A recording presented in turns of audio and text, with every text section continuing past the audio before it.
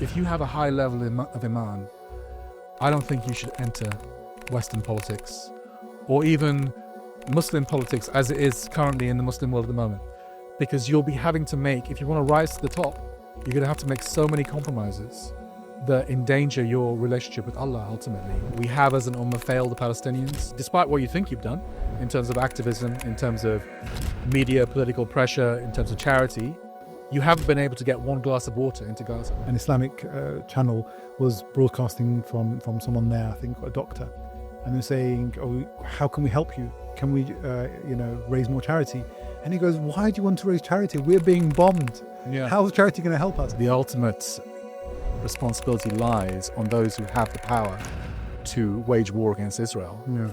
And they're the ones living right next door, right? So it's the Muslim leaders in places like Jordan and Egypt. Erdogan was at a conference calling for Islamic unity. And that same day, Turkish protesters were at the ports trying to stop ships sailing to the Israeli occupation. I think Saudi Arabia could have stopped this without a shot being fired. Assalamu alaikum wa rahmatullahi wa barakatuh. Welcome to the Narrative House podcast. Today I have a very special guest, Roshan Salih, a veteran journalist, founder and editor of 5Pillars. Inshallah, today we're going to be discussing the role of the media, especially in relation to the genocide in Gaza. Roshan, assalamu alaikum. Welcome, salam, man. Nice to be here. You too. Before we jump in, can I just ask you maybe to tell us something that's happened maybe in the last few months that made you reflect on the state of the Ummah? Well, alhamdulillah, Allah called me to his house just about 3 weeks ago. So I went on Umrah. I hadn't been on Hajj or Umrah for 15 years. So it was, time. And obviously when you go on Hajj and Umrah to Makkah, Medina, you have an opportunity to focus on ibadah, which you don't really have when we're conducting our busy lives here. Everyday lives with family and work and other distractions. When you go there, it's just about your prayer. In terms of my routine, it was just obviously praying every prayer in the masjid, in the haram, and, studying the seerah and Quran every single day. And obviously you have an opportunity to think about the state of the ummah because you meet people from all over the world. And alhamdulillah, I even met a few 5Pillars fans when I was out there, people that recognized me. And I guess that was a time for reflection. And obviously it's easy to get quite negative, especially with what's going on in Palestine. I think my point of view is that we have as an ummah failed the Palestinians. And it's certainly one of the worst things I've lived through in my lifetime. I've always said that I don't really want to be alive or even part of a generation that loses Masjid al-Aqsa or, I want to be part of the generation that sees the liberation of Palestine or at least pave the way for that to happen. So that was a bit depressing. But obviously, you do see that how alive Islam is when you're in Makkah and Medina. And you see the love of Islam come through very strongly. It's nice to be in a place, I'll admit it, where non-Muslims aren't present because you don't have that distraction. And it's kind of bittersweet. On the one hand, you're very privileged to be called to Allah's house because I think only 1% of Muslims in the world will ever have that opportunity. Oh, and I've done Hajj twice and I've done Umrah, 3 times now. So I feel that privilege. But at the same time, I think that the shadow of Palestine and Gaza is hanging over all of us. Yeah. There was an article that you wrote actually a few months ago, if I recall, where you actually specifically talked about this failure of the Ummah with regards to Gaza, and I believe it was after an event. Can you tell us a bit about that? Were you there as well? Or? I wasn't at the event myself. Yeah. Sorry, because many brothers that I knew were there as well. I didn't want to name them. I didn't want to kind of embarrass them. But a Palestinian brother, quite famous and prominent Palestinian brother. I won't name who he is because I don't think he'd want me to. He'd come over. Obviously, he'd lived through the genocide. He'd lost family members, lost his house, everything. And he gave a bit of a talk to myself and Muslim activists from the UK. And obviously, we're used to having our egos massaged to a certain extent. People come up to us and say, "Great work, great job, alhamdulillah, things that you're doing for the ummah." And right from the start, he was like, "I'm not here to praise you. I'm here to criticize you. So this brother started to criticize us because he says, look, despite what you think you've done in terms of activism, in terms of media, political pressure, in terms of charity, you haven't been able to get one glass of water into Gaza. You have not fulfilled the promise that you all made to fight jihad, or that was the call from the Palestinians for the world and the Ummah to join them, to save them through jihad. You haven't fulfilled that. You're living your lives of comfort here in the West while we have nothing. You failed us completely and utterly, and don't think anything otherwise. So stop giving yourself a pat on the back. And I didn't like hearing those words, especially as a young guy. So we're all, grown men in our 40s and 50s and 60s. And this young buck is lecturing us. But every word of what he said was true. And when he finished, we were all stunned into silence. And initially, some of us felt like telling him off. Who do you think you are? Do you know who we are? But then we realized that actually he was speaking the Haqq. And there was a period of about 10 minutes when nobody spoke. Humbling experience, but a necessary experience. Yes, I mean, that's an interesting thing. Obviously, these last 2 years have, I think, really shaken the Ummah. I mean, so many people have, really been affected by the scenes that come out from Gaza.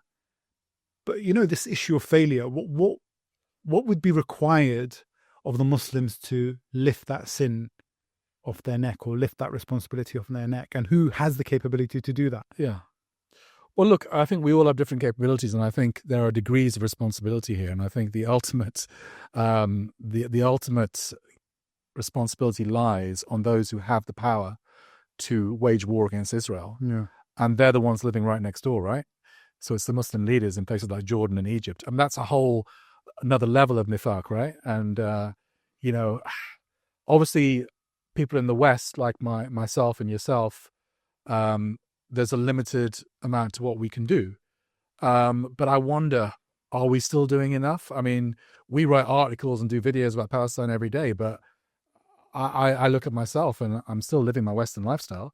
I'm still going on holiday. I'm still enjoying the football. It's things like that. Obviously everyone has different degrees of responsibility and power. I think Saudi Arabia could have stopped this without a shot being fired, just by imposing an oil embargo and economically destroying Israel. They didn't even have to fight. They just had to take an economic decision. So ultimately, the most blame lies on the Muslim rulers who have the armies, the economic power to actually impact the situation. And of course, the Ummah at large has a lesser degree of responsibility. No doubt about that. But still, I can't help but feel like it's a collective failure on our behalf. We should have waged jihad against Israel. Yeah. And it never happened. But I think the question that arises then is, if it was to wage jihad to actually end this genocide, then what were the obstacles preventing us from doing that? Because I think as an ummah, millions, if not tens of millions, if not hundreds of millions, I'll go that far, that would actually want to do that. And there's evidence of that. The Egyptian soldiers who were martyred, the Jordanian former soldiers who were martyred, these are all just in the last 2 years. I'm not talking about previous conflicts with the occupation. So actually, people do want to do it. So is the failure that we're not calling for the right solution? Because that's what I see as the failure, actually, in a way. The failure is if you are just talking about charity and you are talking about all these peripheral issues, but actually the solution that you mentioned isn't being brought to the attention of those who have the capability. Yeah, I think, look, we've been desensitized as Muslims for many years by regimes and our leaders, quite frankly, in terms of addressing the symptoms rather than the causes. So much so that something like the Khilafah has become a dirty word. Yeah. A lot, even amongst Muslims, you say the word Khilafah and a lot of Muslims will think you're an extremist straight away. Sharia, even Sharia, astaghfirullah, has become like a dirty word, isn't it? Even amongst Muslims. But obviously I've lived as a Muslim activist for about 30 years now in terms of my direct involvement in Muslim journalism.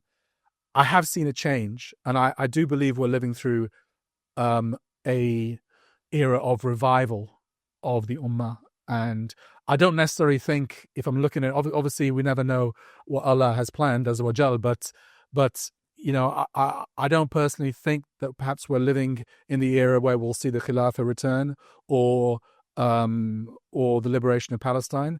But I sincerely believe we're paving the way for perhaps the next generation for that to happen. I think that's probably our role. And I remember, living in the UK 25 years ago, we were all Asians. We weren't even Muslims. In the eyes of ourselves and in the eyes of the wider community, we were the Asian community, lumped in together with Hindus worshipping idols and Sikhs, and others, Buddhists, whatever. But now we are clearly defined as the Muslim community. And our self-identity is as Muslims first and foremost, before anything else.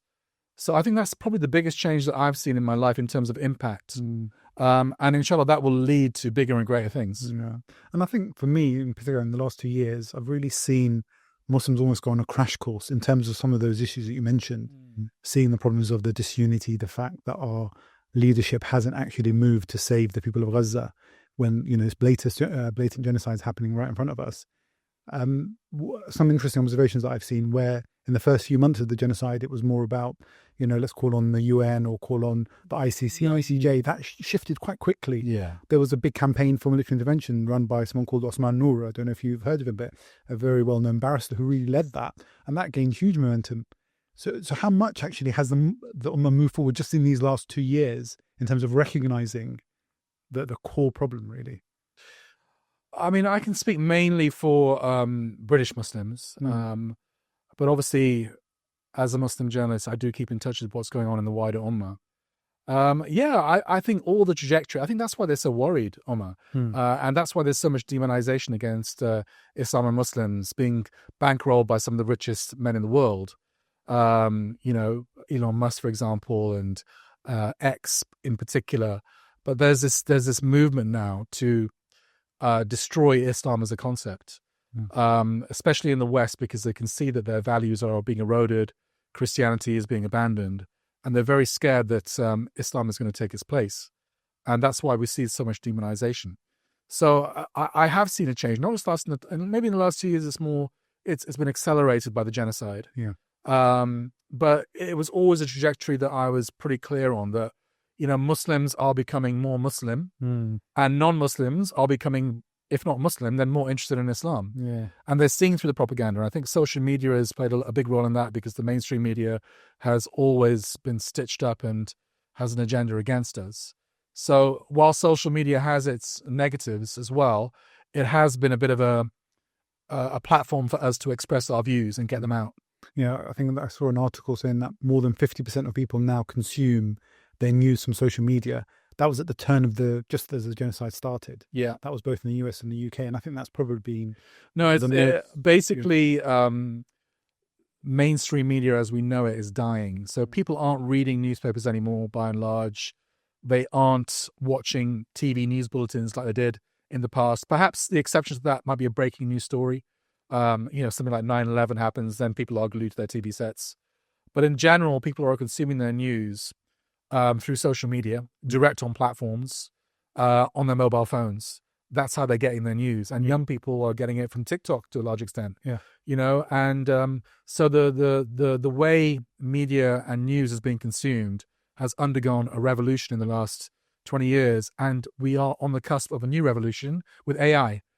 So AI now is threatening the journalistic model that exists. But the general trajectory, and I've seen it through my career, because I moved from mainstream media into Al Jazeera, living in Qatar, and then back here in alternative media. It's gone from a state where you had about 5 or 6 big media organizations controlling everything on a few channels that we could consume. We didn't have the opportunity to watch anything else or read anything else.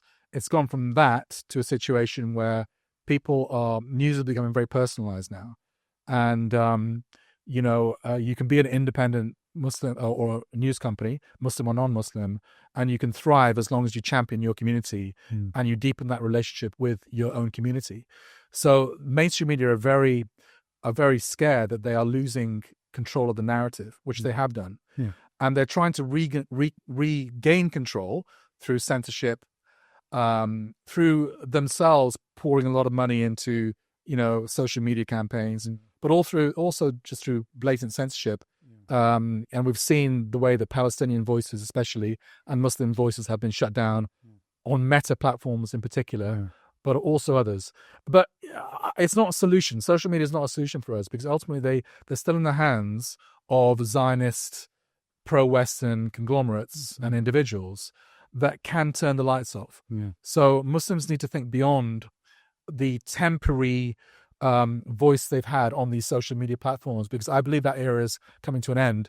We need our own platforms, we need our own infrastructure, and we need to be planning in the future for the day when all pretense of freedom of speech in the West goes out the window and they shut us down completely. Yeah, I think that the signs are there, as you say. Yeah. And in terms of like the TikTok sale in the US that was forced through, I think everyone recognizes that was to do with the genocide.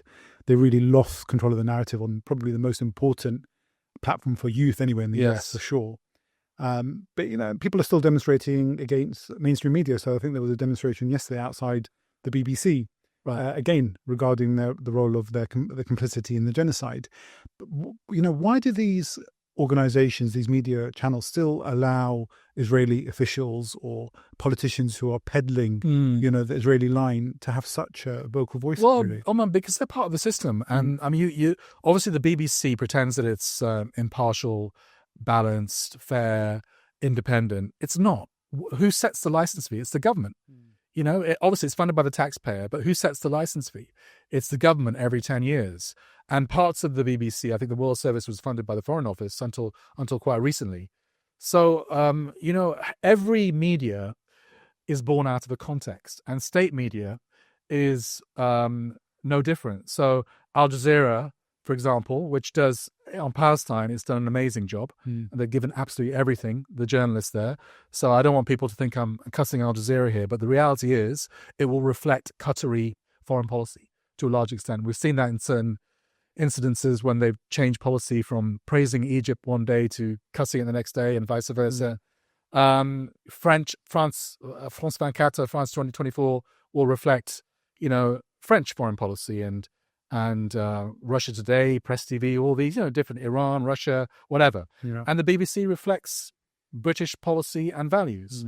And the people who work and make the decisions in the BBC are very influenced by, you know, they often you know, kind of walk in the same circles as government ministers, people controlling finance, etc. So they're all part of the same establishment.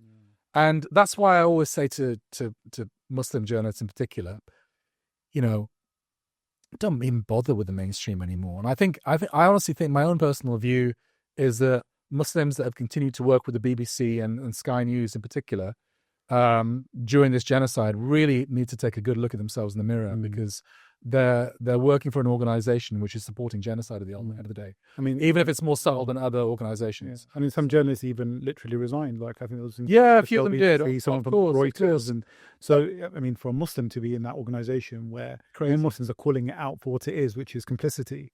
We need to give them an alternative, though. At the moment, there's not that much of an alternative to do. If you're an ambitious journalist that wants to make an impact and also wants to make a decent living, then where do you go? You know, you probably have to go to the BBC or Sky News or whatever, but you can't make a difference. You'll just get swallowed up by the machine and you'll become like them. You know, you are the people that you hang around. And if you're hanging around liberals and Zionists all the time, those values are going to rub off on you, unless you're a very, very strong person, which most of us aren't. We're quite weak and susceptible to our environment. So I think, but at the same time, I can say that, but ultimately we've also failed to take Muslim journalism seriously as an ummah. You know, the information space is a crucial space because it's about changing narratives, changing beliefs, which leads to a change of behavior and change of policy. And we are focused on business and charity, and I'm not cussing those areas. I think but we have neglected the information space, and we see the results. The Zionists haven't. The Western, you know, nations haven't. They're pumping millions and billions into the information space, and you can see that even though Israel has conducted a blatant genocide over the last 2 years, now they may have lost the narrative, but they haven't been completely destroyed, have they? They've still got their kind of cells functioning. So despite the fact that they do that, they can still maintain some respectability in some people's eyes is a testament to the power and the money that they've invested in media. Yeah. We failed to do that completely. We've rejected it. You could argue, even though we didn't have the mainstream media and they have all that funding resources, Yeah, we actually were able to change the narrative. we did. So as a collective, be it organizations like 5Pillars, but also individuals, Muslim and non-Muslim, actually, who were very active in this space. But it was so obvious, wasn't it, what was going on? Exactly. It wasn't a hard thing to sell, really, was it? A genocide, you know? It was so obvious in terms of it wasn't like I don't know. I'll give you the example of Syria, for example, where the Ummah was a bit split on Syria. Even now, it's a bit split on Syria because it's very complicated. There's so many actors involved. Whereas Palestine, it's very black and white. Yeah. And I do believe that we won the narrative on Gaza, but do I think that was a massive achievement? No, because it was obvious what was going on, and it was an easy sell. And I think people stopped there as well, which was quite frustrating for me. Yeah. Because I think if you look even to the first few weeks where the narrative was clearly completely dismantled, destroyed, Yeah, people kind of stopped there and they kept repeating the same old things of hypocrisy and the Western media does this and that. And I'm like, but hang on, we need to move forward. We can't just be talking about the same thing, which we've already addressed now. And I think, is there a tendency that Muslims have almost kind of just put that as their ceiling, that all they're able to do is call out hypocrisy and double standards? yeah. And actually, is it hypocrisy and double standards? I'll give you an example. The UN Security Council vote a few weeks ago, where they essentially said the colonial plan for Gaza has been approved.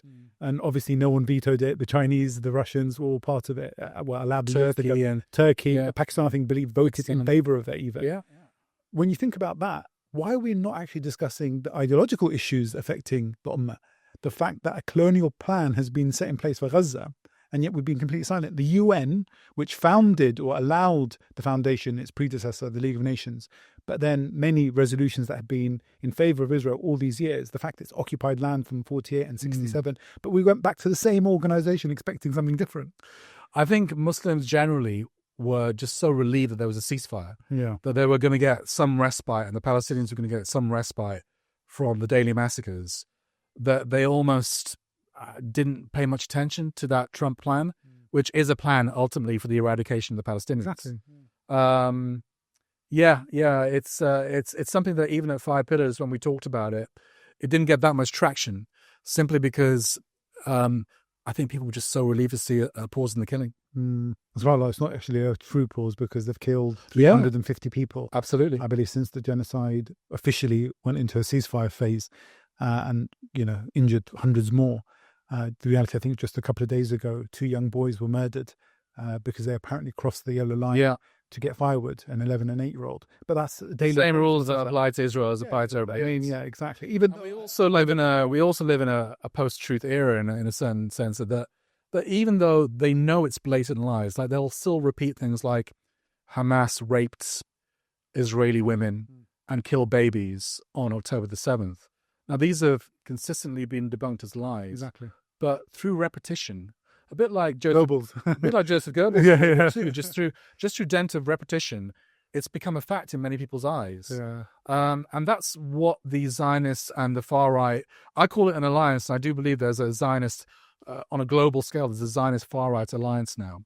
And their main enemy is Islam and Muslims. And they operate on peddling out lies, blatant lies, on a mass scale, and repeating it over and over again, so much so that in the minds of many, it just becomes a reality. Yeah. And they don't even question what's behind it. No, I think you're right.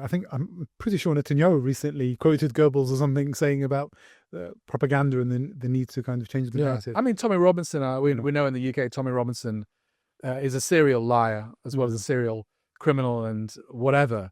And every tweet that he puts out is virtually a lie. But still, you get thousands. I mean, obviously, a lot of these are bot farms. It's an organized campaign paying bot farms in Nigeria and India to kind of retweet this content and to support this content. So it's not necessarily what it seems, but through dint of repetition and the mass scale it's being pumped out, genuine people will start believing it and repeating these narratives. That's the theory behind it. Yeah. I guess that's why it's so important to be on these spaces, to make sure that there is a counter narrative, because I think X recently published the locations of accounts. Yeah. And a lot of them turned out to be in India. Yeah. Pro-Israeli Zionist. Yeah, absolutely. Yeah, it's important. It is important to be on these spaces, and X obviously is the one social media platform that is probably promoting the most hatred. Yeah. But it's also the social media platform where Muslims have a voice as well. So it just shows how behind we are in the information space. So we're forced to go to this place, which is blatantly Islamophobic and racist, and we're getting cussed all the time, and our prophet is getting slandered all the time, astaghfirullah. But we're forced to be there because there's nowhere else to go. So this is why I think that, really we have to think strategically. We have money in our ummah, and we have people that are believing and practicing Muslims with money and influence. But I don't believe they're putting it necessarily in the right places. I think they're putting it towards too much charity, basically. And now, obviously, charity is necessary, but it's a kind of a sticking plaster. Whereas I think we need to think more strategically and long term. So we need to be funding media, think tanks, political causes, just like the Zionists are and the far right are. While still maintaining our strict, religious red lines, Islamic red lines. But there is a big difference, I guess, in the way charity was seen as a potential solution in the past. I remember going back to Gaza in 2014, and I remember this very specific scene. An Islamic channel was broadcasting from someone there, I think a doctor, and they're saying, "Oh, how can we help you? Can we, raise more charity?" And he goes, "Why do you want to raise charity? We're being bombed. Yeah. How's charity going to help us?" And I can't think of many people talking about charity as a solution now. I'm not saying people don't call for, for people to raise charity to alleviate the suffering, but it does seem that we moved on at least from there, but maybe not to the level we need to be where we're really calling for political solutions. But I think that shift has started to occur.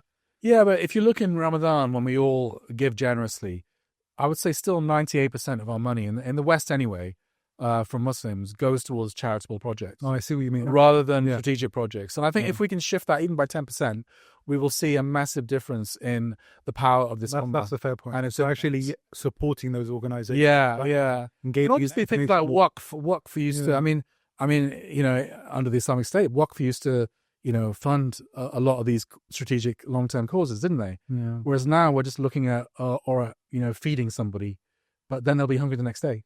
Absolutely. And I was in Afghanistan a couple of years back, and working with a charity or doing a report on a charity, and they said most of the projects from the West are funded by people they're feeding projects, and everyone wants their name on it, and they want their name called out, because they want the glory.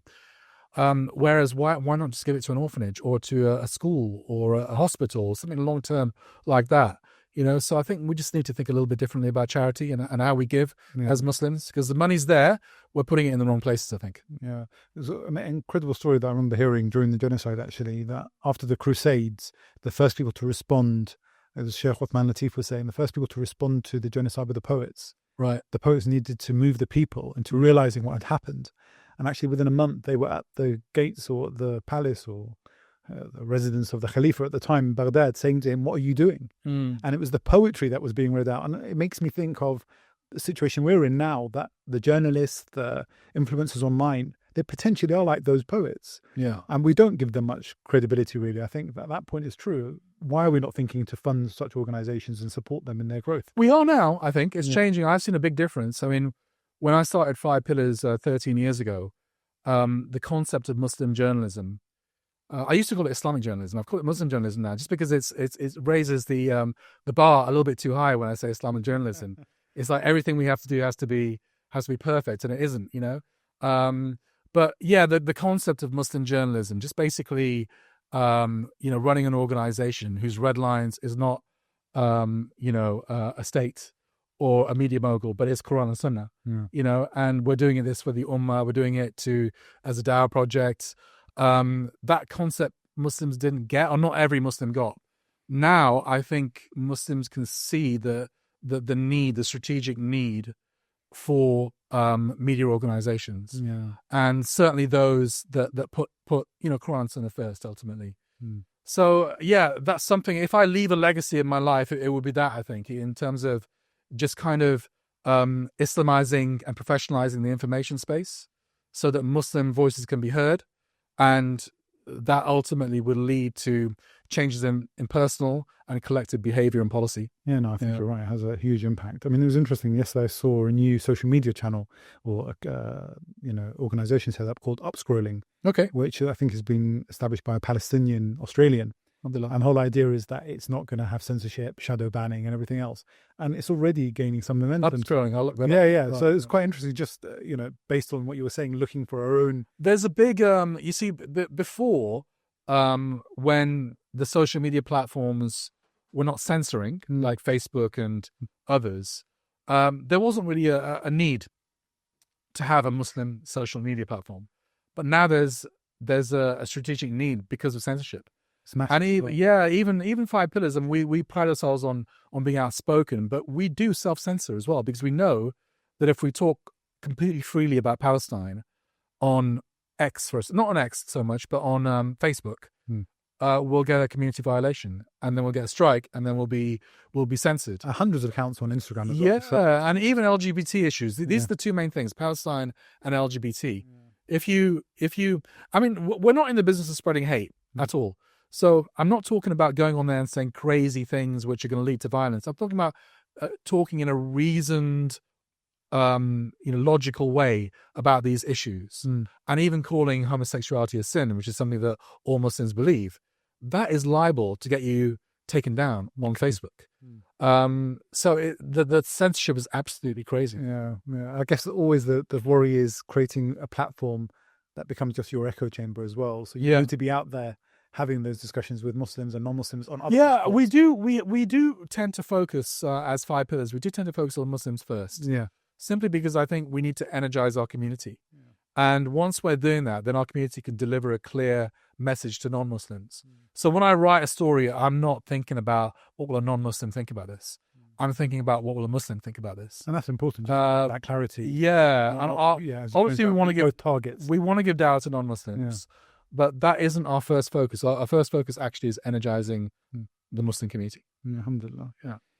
In terms of something you alluded to, where the responsibility for this genocide really sits in terms of the Muslim regimes, you talked about Saudi Arabia, you talked about Jordan and Egypt, and these are regimes that I've been talking about. There does seem to be a tendency to see some Muslim regimes as less bad than others. Yeah. And one that in particular... Turkey. Are you going to say Turkey? Turkey. Yeah. Seems to evade that level of criticism, even though... Turkey and Qatar. Yeah. Qatar as well, absolutely. Qatar maybe because it's a smaller player in terms of its strength and population, things like that. Yeah. But Turkey certainly does get away with that. The whole kind of Erdogan, the Mujaddid, he's renewing the faith, and he's looking for the benefit of this ummah. But he was at the table with Trump. He was at the head of the table with Trump in the US when they were coming up with the so-called peace plan. And we know that trade has continued to flow to the Israeli occupation throughout the genocide. And in fact, I remember one thing that really hit me. It was last November 2024. Erdogan was at a conference calling for Islamic unity. And that same day, Turkish protesters were at the ports trying to stop ships sailing to the Israeli occupation. What do you think about that? Erdogan's a very interesting character. Obviously, amongst all the Muslim leaders, he's one of the most popular. I personally have studied him a bit, and I think that on a personal level, I do believe that he is a sincere, believing and practicing Muslim. But I think he has this mentality that the path to Islam is through walking the path of kufr, to a certain extent. Okay. That's his manhaj, Now, I think that's crazy, and I don't believe that. I would rather walk the path of Islam and fail to arrive at the desired destination because I have to be my Lord one day, But that is literally his pragmatic approach to politics, in that he can make the most outrageous compromises, normalizing with Israel, shaking hands with Ariel Sharon. I think there's pictures of him doing that. But on the other hand, within the Turkish context, he has really annoyed the secularists in that country. He's kind of put the army back in its box to a certain extent. There were so many coups. There was one a few years ago again. But just talking to, the real enemies of Islam, and that is secular Ataturk type Turks, they hate the guy's guts. Yeah. So I have mixed feelings about Erdogan. I'm not a fan, but when I look at him compared to, the leader of Egypt, Sisi, or King Abdullah of Jordan, these guys, or the UAE especially, the Muslim Zionists, I tend to think that Allah may have more mercy on Erdogan than these other tyrants. So that's my perspective. But yeah, it's obvious. He's obviously living in a context where, Omar, ultimately, if you have a high level of iman, I don't think you should enter Western politics or even Muslim politics as it is currently in the Muslim world at the moment, because you'll be having to make, if you want to rise to the top, you're going to have to make so many compromises that endanger your relationship with Allah ultimately, that it's just not worth it as a human being. It's just, as a man or a woman that's going to have to stand in front of their Lord one day, it's just not worth it. That is the nature of politics. It's a dirty game. I mean, obviously, if we arrive one day where we have a journey in Islamic politics, then I'll change my mind on that. But at the moment, it's just a swamp, whether it's in the West or in the Muslim world. And I would always encourage Muslims not to get involved, because I think we can have much more effect from the outside and impact from the outside, but also in terms of your personal iman and standing in front of your Lord one day. It's just not worth it. Yeah, I mean, some people would argue that Erdogan's position has helped prolong secularism, really, because what he's done is to make it more acceptable. Not the French kind of secularism where hijab is banned and the religious symbols are banned, but more the British version, which is, we'll tolerate some elements of it, but we'll never allow you to really change the system in a really substantial way. Yeah. It's still Turkish nationalism, it's still purely about, respecting Ataturk's legacy. Yes. So has he really changed, or has he actually been more of a danger change than someone like Abdullah and Sisi and MBS and I would MBZ, argue, who have actually, they made their war against Islam very open? Yeah. I mean, I would argue that it's superficial change. Others would say to me, no, look, it's real change, and just look at the level of religiosity in Turkey compared to a generation ago. Others would say that Muslim groups like the Muslim Brotherhood and others, they've had a space to breathe, or Muslims generally have had more of a space to breathe in that country. They can go to university with their hijabs on and stuff like that. And he has hosted Muslim organizations which are making an impact on the Ummah through various means. It's a mixed legacy, but I'm not someone who completely. I tend to, even 5 Pillars, our attitude to Erdogan is we'll praise him when he does something good, we'll absolutely slaughter him when he does something bad. That's always been our attitude. But do I think he's a mujaddid? No. Do I think that he's a game changer in the Ummah? No. I remember one video that really hit me was a lady from Palestine who said that we believed in you, Erdogan. We believed you were different. But then when they realized after 2 years, as you say, failing the Ummah, it's failing the Ummah because we don't have the capability. Yeah. But when you have the capability, yes, then you truly have failed the Ummah. Because, those are one of the strongest armies in the Middle East. Strongest armies, huge trade options that he could have held back in terms of oil that we know flows from Kazakhstan through to Turkey, through to Israel. Shipments that have been continuing to go to Haifa. So I just find that they're very good at talking. I mean, Sisi is another one. But he's more open about his kind of commitment to Egypt and its territory and not the Palestinian cause. But, the same thing about we're brothers with the Palestinians. Abdullah said it. But then an arms shipment went from Alexandria to Haifa, or he let the SAR 5 naval ship go through the Suez Canal. So I think there's just levels of betrayal going on. Yes.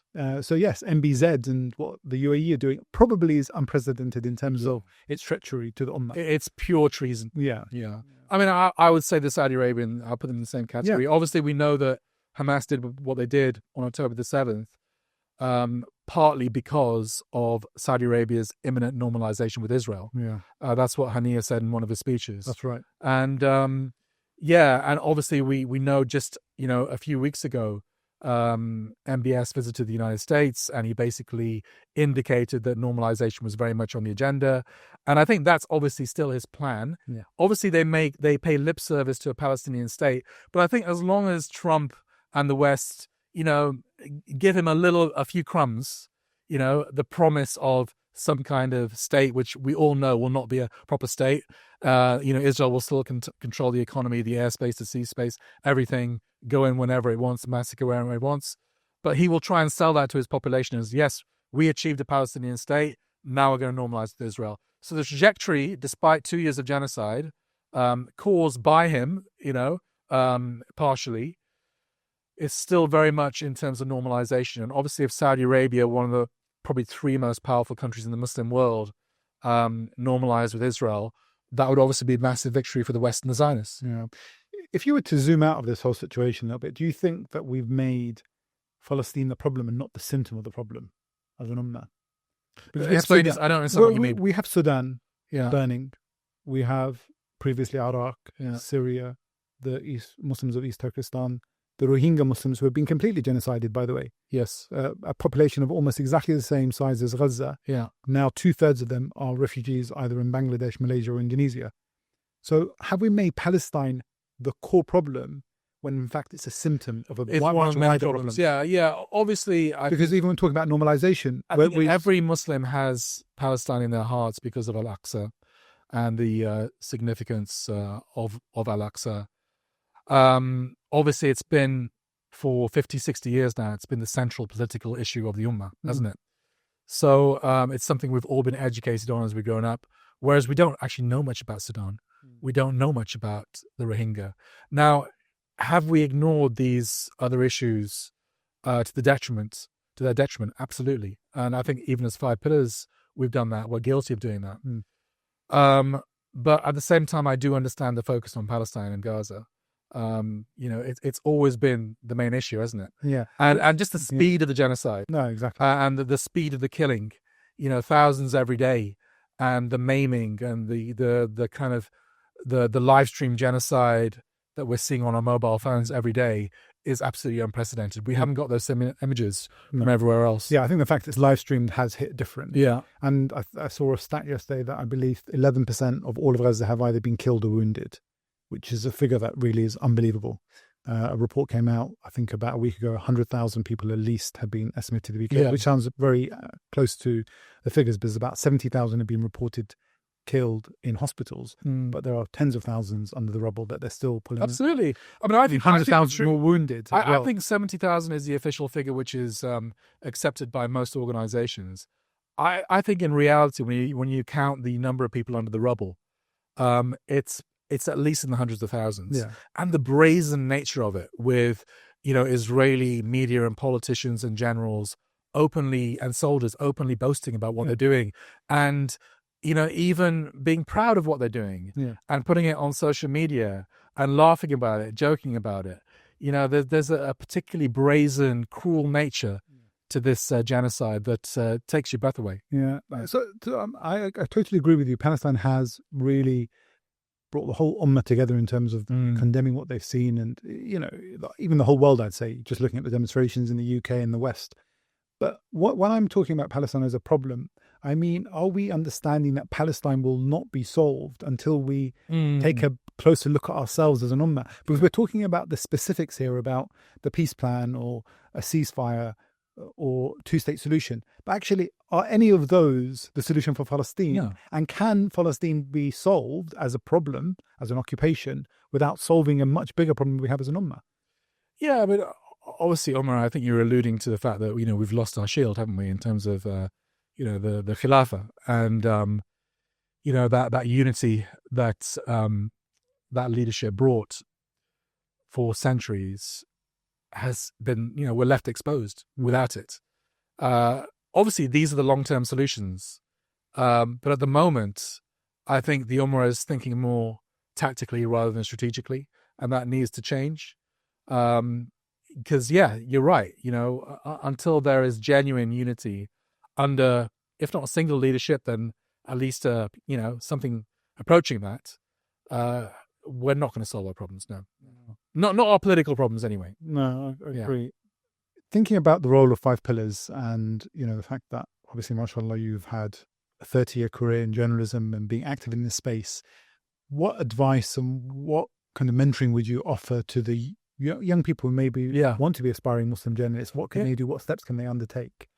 I'd get in touch, I would say. I think we have to build a capacity in our organization to welcome people, because I know there is a hunger out there for journalists who are Muslim, practicing, believing, and they don't want to compromise their principles in mainstream organizations. And they're yearning for organizations like 5 Pillars and others to give them an opportunity and a chance. And at the moment, we lack the capacity to do that. because we're struggling to employ 3 or 4 people, and this is something that we need to build that capacity.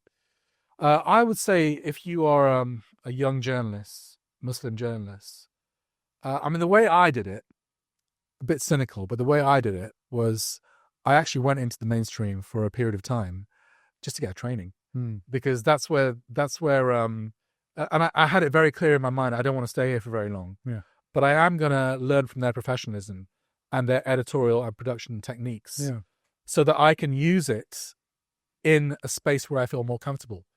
And at the moment, I didn't have that concept of 5 pillars, but it was Al Jazeera where I wanted to go, and I ended up going there for 3 years.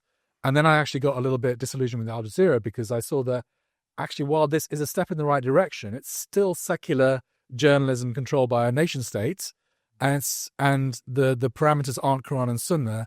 It's what Qatar's foreign policy is. And then I went into, I won't necessarily name names, but I went to a Muslim organization in the UK, and I felt, actually, this is better. I'm having a better time here. I'm doing more Muslim journalism. But still, when I'm doing it, it's like, what will the government think? What will, and that's ultimate. And then I went into another state organization, and it's what will our state think, And that's why I launched 5 Pillars. I was sick and tired of that. And I thought, all right, I'm gonna do this, even though I've got no money and I'm going to probably starve.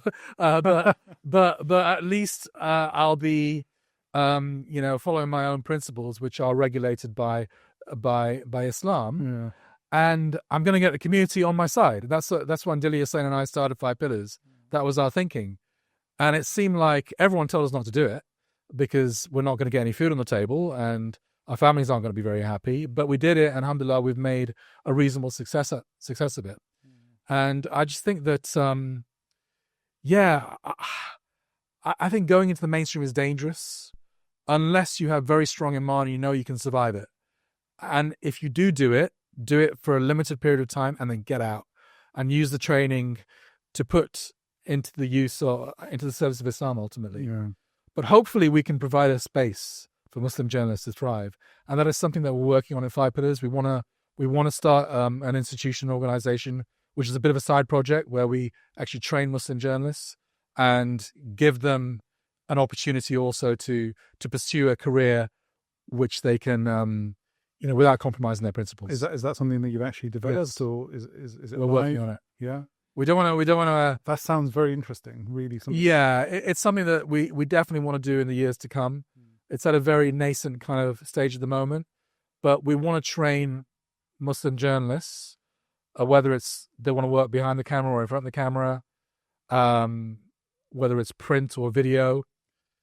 We want to give them a training if they want to work in the Muslim information space, but also not just necessarily people who want to work in that space, but ordinary Muslims who all they want to do is learn to use their smartphone as a camera, or they want to learn how to do a social media post. Yeah. We want to basically train an army of Muslim professional journalists and citizen journalists, because we honestly believe that this information space can lead to practical change on the ground, not only in the hearts of Muslims, but on the impact that we see in terms of the flourishing of the ummah. Yeah, I think we've seen that in terms of Gaza and even here. If you think about the last 2 years, how many of those kind of, like citizen journalists, if you want to call them, have gone out and had huge influence, whether they have tens of thousands, hundreds of thousands, even millions of followers.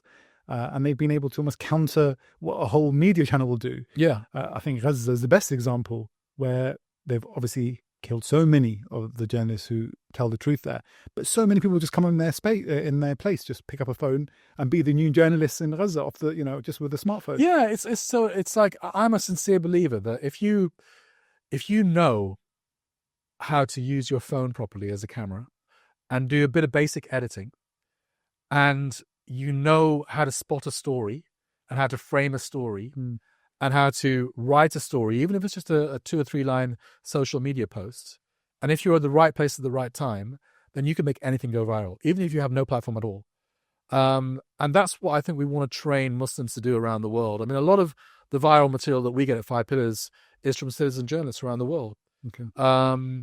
But also I do think that journalism as an industry needs to be taken seriously by Muslims, by the Ummah. And we need a core group of highly trained Muslim journalists that put Islam first, but also are excellent writers, are excellent videographers, are excellent editors, know how to make things viral, know how to connect with audiences. We need a core group of highly trained Muslim journalists, but we need Muslims who aren't going to go down that route also to be able to do the basics so that they can be their own ambassadors for Islam. Yeah, no, I think that's a very worthwhile project. Inshallah, once that comes out, it'll be good to amplify that. Yeah. I think definitely for the Ummah. On a final note, one of the names given to the genocide in Gaza has been the war on journalists. Yes. Over 250 journalists have been murdered, and most of them through targeted strikes. And in fact, that didn't stop at the announcement of the ceasefire. One of the most famous was Saleh al-Jafarawi, who was killed by Palestinian collaborators on the order of the Israeli occupation. But just yesterday, a photojournalist was murdered in Gaza in a targeted drone strike.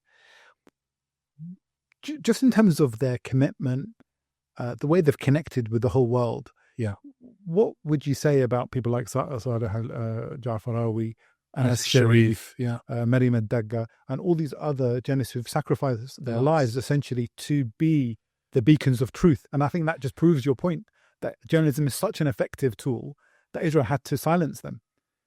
What kind of inspiration have they got? They're the lions of the Ummah, the lions and lionesses of the Ummah, and they put me to shame, to be honest. I mean, I've said to people that I actually feel ashamed that I haven't been in Gaza these last 2 years. And I say this sincerely. Some people don't believe me when I say it. I would have actually been preferred to live in Gaza with those men and women and children over the last 2 years than living in London in comfort. And I do feel that it'll weigh heavy on my scales, that I didn't. I think that the Palestinians on the ground, and not just the journalists, but just ordinary people, have shown us the example of how great this Ummah can be. And they've sacrificed everything. They have nothing. We have so much, but we have nothing really, because we're dead inside, aren't we? You know, spiritually and otherwise. Dead, especially that's how I feel. Yeah. Whereas they may have nothing, no possessions, and they've lost everything, but spiritually they must have such a high degree in the eyes of their Lord. And when they meet their Lord, you know, they will have something worthwhile to say. What will I have to say? What will you have to say, Ummah? You know, and that's how I feel. I feel the same as you. I felt exactly the same. I would love to be in Gaza and not been here to feel guilty. I feel ashamed. I feel ashamed at their sacrifice.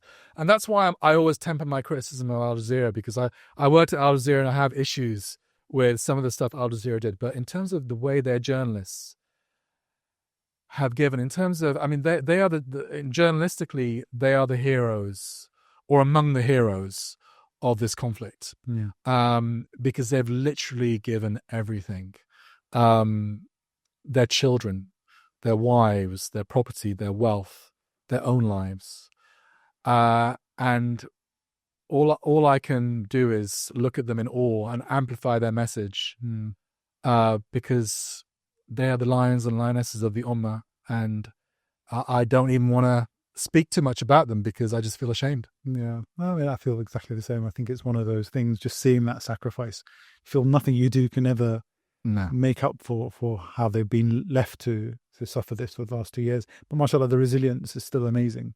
I mean, I don't know if you saw this communal wedding yesterday in Gaza. I think we're saying these people just can't be broken. No. SubhanAllah, you know, they're still celebrating whatever they can, the small little victories. I think they're a great lesson. And I still do believe the Palestinians will win. Because they've shown their samud, haven't they? And they've shown their iman, and it is unbreakable. And I think ultimately, if they just stay on their land, eventually they'll win. I think that the tide is turning against Israel. I think there are several factors going on. I think that strategically things are changing. Even in the United States, their biggest backer, we can see that the support for Israel is decreasing. And even if you look at something internally, if you look at the demographics of America as a country, it's becoming more of a Hispanic country than an Anglo-Saxon country. Now, in 50 years' time, will that Hispanic country still have the same support for Israel? We're ending the end of the oil age, the energy age. In 50 years' time, perhaps we're going to approach the end of that age. So will the Middle East be so strategic for the Western powers as it is now? Will the Muslim world be stronger and less of a sellout leadership than we have now.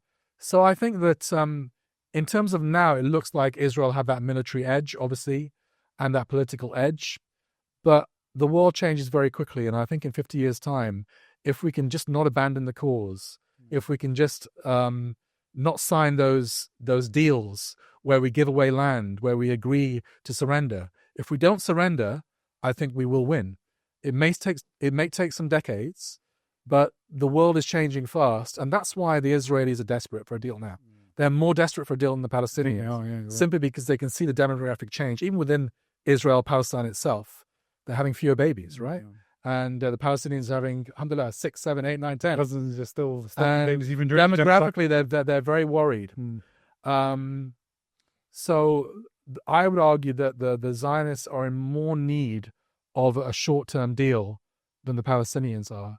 As long as the Palestinians can stay tight to their cause, hold on to the rope of Islam, they will win. Yeah, I think it's interesting because, as you say, that ceasefire came at a point where people said, oh, look, the Palestinians need it. But actually, the Israelis were losing soldiers on the ground and they were losing support across the world. Yeah. So getting what they couldn't achieve through military force, they're trying to achieve through stealth and through this agreement. It was just a really interesting comment that just came to mind based on what you're saying about staying on your land. The very famous Egyptian footballer, Abu Trika, came out with a statement yesterday or the day before saying those people who spread this propaganda that the Palestinians sold their land, which is actually propaganda that's pushed by the Egyptian regime, saying, well, they sold their land. Why do you care so much about 48? They sold their land. They gave up their land. He goes, you're claiming that these people gave up their land who stayed in this land for 2 years during a genocide and are still going to remain there. So it was quite interesting. This propaganda is just being dismantled bit by bit. Yeah, unfortunately, if you go to these countries like Egypt, which I've visited many times, you'll see the most outrageous anti-Palestinian propaganda being pumped out by state media, basically. State media, yeah. And unfortunately, the reality is that we have massive sellout leaders that in their thinking are quite close to the West and Israel. Zionism, they're kind of, I call them Muslim Zionists. Oh, they are. And they are in charge of armies and media organizations. And unfortunately, a lot of their propaganda has seeped down to the ordinary man on the street because they're quite ignorant. That's why things like media and education are so important. Yeah, inshallah. And inshallah, hopefully, once we hear about your new project, we can maybe discuss that in more detail. But inshallah. Jazakallah khair for your time. Thank you, Omar. Jazakallah khair. Thank you, Roshan. Assalamu alaikum wa alaikum assalam.